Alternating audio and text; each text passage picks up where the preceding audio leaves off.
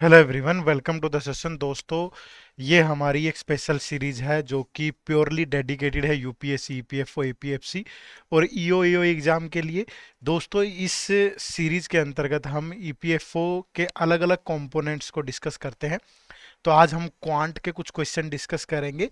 इसमें जो क्वेश्चन होते हैं या तो वो ऐसे क्वेश्चन होते हैं जो आपसे ईपीएफओ के एग्जाम में पूछे जा चुके हैं या फिर पूछे जा सकते हैं। तो इंपॉर्टेंट वाले सारे क्वेश्चन होते हैं। अगर आप इस सीरीज को लगातार फॉलो करोगे तो आपको बहुत सारा बेनिफिट होने वाला है, क्योंकि क्वांट के लगभग 12 से 13 क्वेश्चन आपके एग्जाम में आते हैं और ये आपकी सिलेक्शन में एक बड़ा अहम रोल अदा करते हैं। तो इसलिए इस सीरीज को लगातार फॉलो करिएगा। क्वांट का लेक्चर आपको हर थर्सडे 4 बजे मिलता है। ठीक है, तो आज पार्ट नंबर 2 के साथ शुरुआत करते हैं। अगर आपको ईपीएफओ की इतनी ज़्यादा समझ नहीं है, आपके पास डिकोडेड सिलेबस नहीं है, प्रीवियस ईयर पेपर्स नहीं है, तो आप क्या कर सकते हो, इसी वीडियो के डिस्क्रिप्शन में जाकर के आपको हमारी इस गाइड बुक का लिंक मिलेगा, जहाँ पे आपको ये जो जितनी भी चीज़ें मैंने आपको बताई है ये सारी एक ही जगह पे मिल जाएगी। स्पेशली प्रीवियस ईयर पेपर, वो भी सोल्ड। तो जाकर के डाउनलोड जरूर कर लीजिएगा। आज के पहले सवाल के साथ शुरुआत करते हैं। मैंने पहले ही कहा कि हम वो क्वेश्चन डिस्कस करेंगे जो या तो आपसे एग्जाम में पूछे जा चुके हैं या ऐसे सवाल पूछे जा सकते हैं जो जिनका टेस्ट यूपीएससी वाला हो। देखो, आज का पहला सवाल है, the question below is followed by two statement 1 and 2। You have to determine whether the data given in the statement are sufficient to answer the question. Find the value of 16 की power है 1/a। ठीक है, 16 की power है 1/a plus 4 की power है b। तो statement 1 है product of a and b is 12। ठीक है, और जो सेकंड स्टेटमेंट है that is average of a and b is 3.5। तो अगर एवरेज 3.5 है तो इनका जो सम होगा दैट इज इसका डबल होगा, यानी कि 7 होगा। ठीक है भाई, बात समझ पाए सारे। तो अब देखो, इसमें से कौन सी स्टेटमेंट सफिशियंट है। अब अगर मैं यहां से देखूं a और b इज इक्वल टू 12 है, तो इसकी वैल्यू हमें बतानी है। अब ये तो 1 हो, ये 12 हो तब भी पॉसिबल है, ये 2 हो, ये 6 हो तब भी पॉसिबल है, ये 3 हो, ये 4 हो, ये तब भी पॉसिबल है भाई, है ना। तो कुछ भी हो सकता है ना। अगर मैं 16 की पावर 1/2 ले लूं प्लस 4 की पावर 6 ले लूं तब भी आ जाएगा, और ये 4 ले लूं, ये 3 ले लूं तब भी आ जाएगा, ये 6 ले लूं, ये 2 ले लूं, ये 12 ले लूं, ये 1 ले लूं। और अगर मैं 16 की पावर 1/4 लूंगा, 4 की पावर 3 लूंगा तब भी आ जाएगा। इन दोनों से ही आ जा रहा है, कोई कोई दिक्कत तो नहीं है ना। बट दोनों से अलग अलग वैल्यू आएगी। ऐसे ही सेम यहाँ देखोगे, ए की वैल्यू 1 हो सकती है, बी 6 हो सकता है, ये 2 हो सकता है, ये 5 हो सकता है, ये 3, ये 4, ये 4, ये 3। तो इन दोनों को लेने से यहाँ भी आ जाएगा। बट दोनों को लेने से अलग अलग वैल्यू आएगी हर बार। ठीक है, इससे आंसर अलग आएगा, इससे आंसर अलग आएगा, तो मैं एग्जैक्टली तो नहीं बता सकता ना भाई। तो इसीलिए जो राइट आंसर है यहाँ ऑप्शन नंबर सी है, कि both statement 1 and 2 together are not sufficient to answer the question. ऐसे तो दूसरी वैल्यूज लेने से भी आ सकता है, फिर डेसिमल में आएगा। लेकिन अगर मैं सिंपल एग्जैक्टली वैल्यू भी लेने की कोशिश करूं, वो 3 और 4 से देखूं तो अलग अलग वैल्यू आ रही है दोनों बार, तो राइट आंसर क्या होगा कि ये सफिशियंट नहीं है दोनों मिला के भी। ठीक है, चलो next question number 2। A mixture contains juice and water in the ratio of 12:7। ठीक है, एक मिक्सचर के अंदर दो कंटेंट है जिसमें जूस है और वाटर है, और दोनों 12:7 के अंदर है। ठीक है, अब वो कह रहा है कि if 95 litre of the mixture is replaced with 45 litre of water. अब इसमें से 95 लीटर निकलेगा, तो निकलेगा भी 12:7 में। 12 प्लस 7 19 की वैल्यू 95, 1 की वैल्यू 5, तो ये निकलेगा 35, ये निकलेगा 60, जितना भी है इसमें से, है ना। अब वो क्या कह रहा है, एंड ये इसको रिप्लेस कर दिया 45 लीटर ऑफ वाटर से। 45 लीटर ऑफ वाटर डाल दिया गया इसके अंदर। ठीक है, तो वो कह रहा है कि such that the quantity of juice in the final mixture become 30 litre more than that of the water. अब एक बात बताओ भाई, अब ये हो गया कितना, 12x और 7x है सपोज। तो फाइनली जूस कितना है भाई, 12x माइनस 60, और फाइनली वाटर कितना है उसके अंदर, 7x प्लस 10। अब वो कह रहा है कि in the final mixture quantity of juice is 30 litre more than water. ये जूस है फाइनली, ये वाटर है, तो इसमें 30 ऐड करूं तभी तो ये इसके बराबर होगा भाई, है ना। तो ये 7x इधर आके माइनस होगा 5x, ये उधर जाके प्लस का हो जाएगा, तो ये हो गया 100। तो x की वैल्यू आ गई 20। तो find the initial quantity of the mixture, ये 12x और ये 7, तो 12 प्लस 7 19, और x की वैल्यू 20 है, तो टोटल कितना है 380 लीटर। तो right answer is option number C. ठीक है, ना ज्यादा लेवल है ना कम लेवल है, थोड़ा थोड़ा मॉडरेट है, बाद में बढ़ा भी लेंगे लेवल। ठीक है, अभी शुरुआत किया हमने तो थोड़ा मॉडरेट लेवल पे हम लोग चल रहे हैं। क्वेश्चन नंबर 3 देखो, 60 man can complete a piece of work in 54 days. ठीक है, 60 आदमी किसी काम को 54 डेज में करते हैं। ठीक है भाई, 27 man started and completed 1/3 of the work. ठीक है, अब एक बात बताओ, ये टोटल वर्क है भाई, ये हमारा टोटल वर्क है। अगर इस वर्क को का 1/3 27 मैन करते हैं भाई, तो इसका 1/3 होगा इतना, और 27 मैन करते हैं तो कितना टाइम लिया होगा उन्होंने। अब मल्टीप्लाई करो, ये 27 से गया कितना 2, तो ये 3 से गया कितना 20, तो मैन से मैन तो 40 डेज लगे होंगे इनको 1/3 करने में। After that 18 more man joined, मतलब 27 मैन थे पहले, अब 18 और आगे, तो अब टोटल हो गए 45 मैन। अब ये completed the remaining work. Remaining work कितना है भाई, जो ये वर्क था हमारा, इसका 2/3 पेंडिंग है अभी, क्योंकि 1/3 ही कंप्लीट हुआ है, और इसको करेंगे 45 मैन। तो ये देखो, मैन से मैन कैंसिल हो गया, 9 से जाएगा 5, 9 से गया 6, और ये 5 से गया 12, ये 3 से गया 4, 4 से गया 24 दूनी 48, तो 48 डेज यहां लगेंगे। तो वो पूछ रहा है कि फाइंड द टोटल टाइम कितना लगेगा भाई, तो जो टोटल टाइम लगेगा 40 डेज यहां लगे 48 यहां लगे, तो टोटल टाइम 88 डेज लगेंगे। ठीक है, मतलब एग्जाम लेवल है, ऐसे ऐसे सवाल भी आते हैं। मैं ये नहीं कह रहा कि सारे ही सवाल ऐसे आते हैं, कुछ क्वेश्चन ऐसे भी आते हैं पेपर में। क्वेश्चन नंबर 4 देखो, the speed of A boat, आप भी वीडियो को पॉज करके खुद से ट्राई करने की कोशिश जरूर किया करो। The speed of A boat in still water is 28 kilometre per hour. ठीक है, स्टिल वाटर में जो स्पीड है that is 28 kilometre per hour, and the speed of current is 4, यानी कि करंट की जो स्पीड है दैट इज 4। तो डाउनस्ट्रीम स्पीड क्या होगी, डाउनस्ट्रीम का मतलब होता है अलोंग द स्ट्रीम, तो अलोंग द स्ट्रीम में हमेशा जो स्टील की स्पीड है, करंट की स्पीड है, वो ऐड हो जाती है।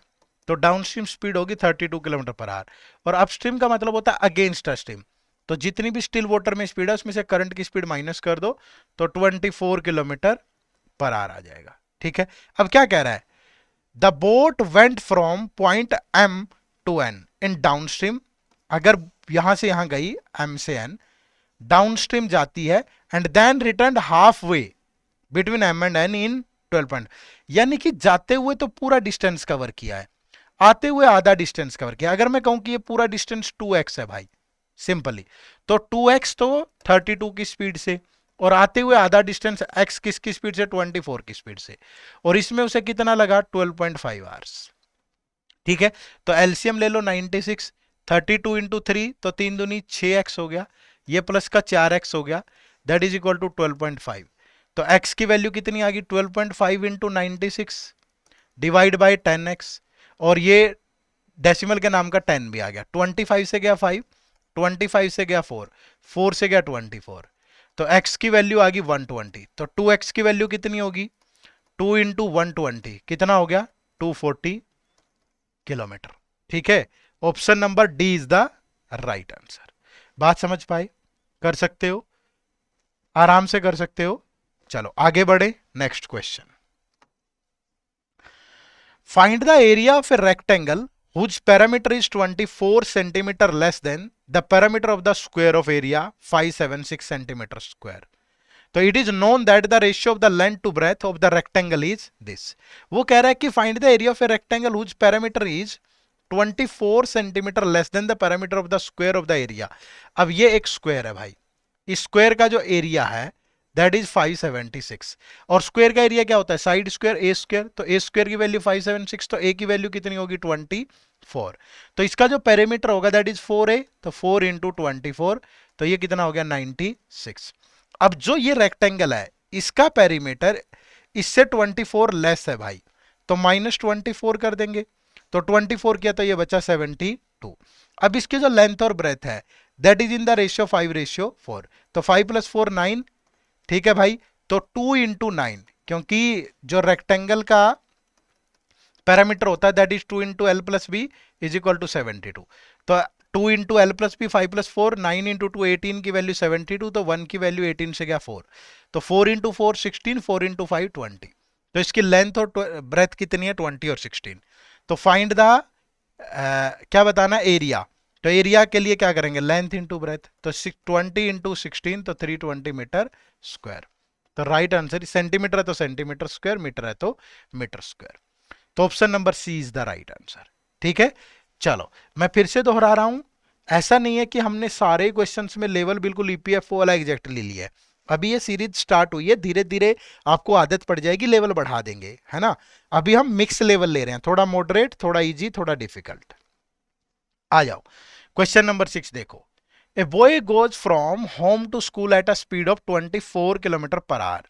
ठीक है, होम टू स्कूल, ये होम है उसका, ये स्कूल है, किस स्पीड से जाता है 24 kilometre per hour, and returns at the speed of x kilometre per our.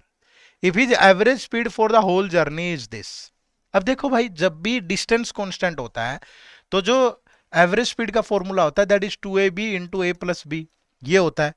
तो यहां पे एवरेज स्पीड क्या, 2 into 24 into x divide by 24 plus x. ठीक है, बट ये किलोमीटर पर सेकंड में है, तो एवरेज स्पीड है 8 मीटर पर सेकंड। तो इसको भी किलोमीटर में बदल लो, मीटर से जब भी आपको किलोमीटर में जाना हो तो इंटू 18/5 कर लेते हैं। क्यों, क्योंकि 1 किलोमीटर में 1000 मीटर होते हैं, 1 घंटे में 60 मिनट, और 1 मिनट में 60 सेकंड, और 1 घंटे में 1000 किलोमीटर। तो इसको काटोगे तो यही आएगा। ठीक है, तो ये ऊपर आ गया भाई 48 इंटू एक्स, नीचे आ गया 24 प्लस एक्स, और इधर आ गया 144/5। ये 48 से कट गया भाई 3। तो अब क्रॉस मल्टीप्लाई करोगे तो ये हो गया 5x, ये हो गया 72 प्लस 3x, तो ये बच गया 2x इज इक्वल टू 72, तो x की वैल्यू आ गई 36। तो x की वैल्यू पूछी है हमसे, तो क्या हो गया, option number A is the right answer. ठीक है, क्लियर है भाई।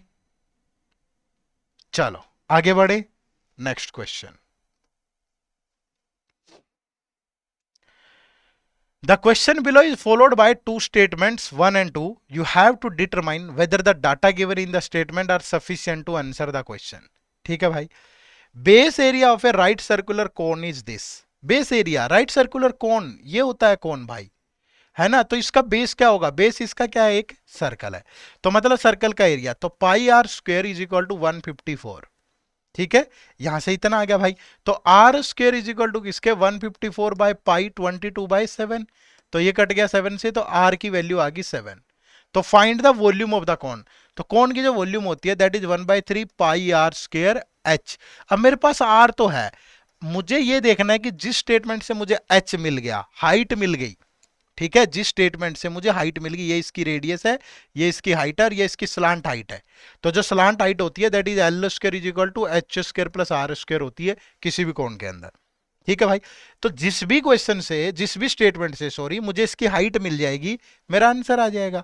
अब स्टेटमेंट 1 देखो, difference between the height and radius of the cone is 17 centimetre. अब भैया difference between height and radius is 17, radius पता है तो हाइट आ गई 24, तो मेरा आंसर आ जाएगा भाई, बिल्कुल निकल गया। सेकंड स्टेटमेंट देखो, curved surface area of the cone, curved surface area मतलब होता है pi r l, pi r l is 550, तो यहां से एल आ जाएगा, और l square is equal to होता है h square plus r square, तो एल भी है मेरे पास, आर भी है, तो एच भी आ जाएगा भाई। मतलब पूरा सोल्व क्यों करना है ना भाई, मैंने तो ये देखना है ना कि कैसे आंसर आएगा सिर्फ, तो आ जाएगा।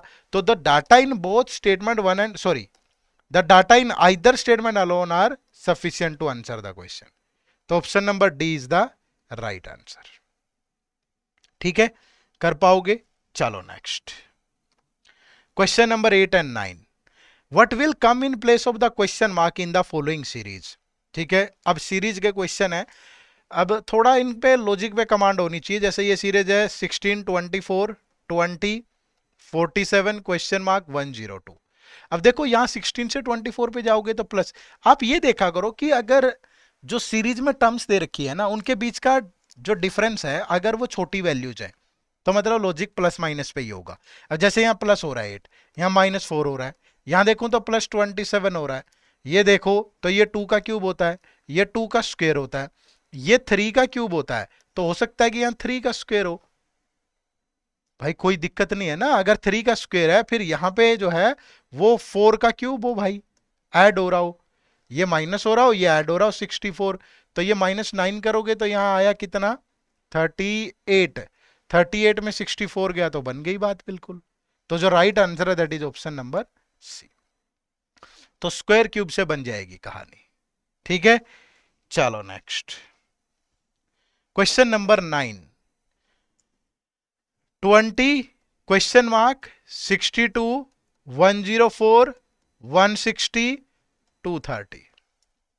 ठीक है, अब यहां 62 से 104 पे जाओगे तो प्लस का 42 है, यहां से देखें तो प्लस का 56 है, यहां पे देखो तो +70 है ना।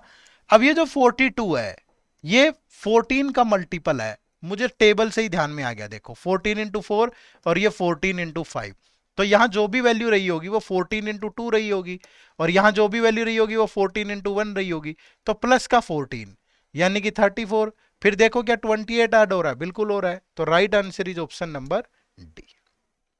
ठीक है भाई, चलो एक क्वेश्चन आप लोगों के लिए होमवर्क है, बढ़िया क्वेश्चन है। होमवर्क हमेशा अच्छा क्वेश्चन ही होना चाहिए ताकि थोड़ा सोचो आप लोग। तो कमेंट करके जरूर जवाब देना भाई, और जितने कमेंट्स आएंगे मैं आपके कमेंट पढ़ूंगा और मैं आपको बताऊंगा अभी चैट विंडो में कि आपका आंसर सही है कि गलत है। ठीक है, चलो। तो अगर आपको ईपीएफओ के किसी भी कंपोनेंट को प्रिपेयर करने में दिक्कत आ रही है या कंप्लीट में ही दिक्कत आ रही है भाई, तो आप हमारे कोर्सेज की हेल्प भी ले सकते हो। आप इसी वीडियो के डिस्क्रिप्शन में जाएंगे या गूगल पे सिंपली टाइप करेंगे edutapp.in, तो यह हमारी वेबसाइट ओपन होगी। यहाँ कोर्सेज में जाओ, कोर्सेज में जाने के बाद आपको यहाँ यूपीएससी ईपीएफओ कोर्सेज दिखेगा। ठीक है, तो यहाँ पे आपको हमारे डिफरेंट डिफरेंट कोर्सेज मिल जाएंगे ये। ठीक है, ये हमारा एक ट्रायल कोर्स है, ये भी देखिए। एक ये हमारा मास्टर कोर्स है भाई, इसमें आप डेमो लेक्चर लगा सकते हो। ये हमारा स्पेशल कंपोनेंट का कोर्स है, ठीक है, और ये हमारा मास्टर कोर्स है। इसमें आपको हर चीज, हर सब्जेक्ट बहुत अच्छे से कवर मिलेगा, topic wise test, sectional test, full length test, current affair, जितनी भी चीजें हैं। या नो मोर पे जाके ना इसके बारे में डिटेल में जान लेना पहले। ये देखो, नो मोर पे जाओ, यहाँ डिटेल में ये कुछ डेमो लेक्चर भी लगा लो और डिटेल में इसके बारे में जान लो, फैकल्टीज के बारे में पढ़ लो। ठीक है, उसके बाद फिर आप आगे बढ़ो। कुछ क्वेश्चन आपके दिमाग में हो सकते हैं, वो यहां से देख लो भाई। ठीक है, तो सब चीजें जानने के बाद अलग अलग फैकल्टीज, उनका एक्सपीरियंस कितना है, ये सब चीजें आपको पता होनी चाहिए। ठीक है, चलो। सेशन से जुड़ने के लिए आप सबका बहुत बहुत शुक्रिया। छोटे छोटे सेशन ही रख रहे हैं ताकि आप वीक में थोड़ा पढ़ो और फिर प्रैक्टिस भी कर लो। ठीक है, bye bye, take care, thank you very much. Channel पर नए हो तो सब्सक्राइब जरूर कर लीजिएगा। जय हिंद, जय भारत।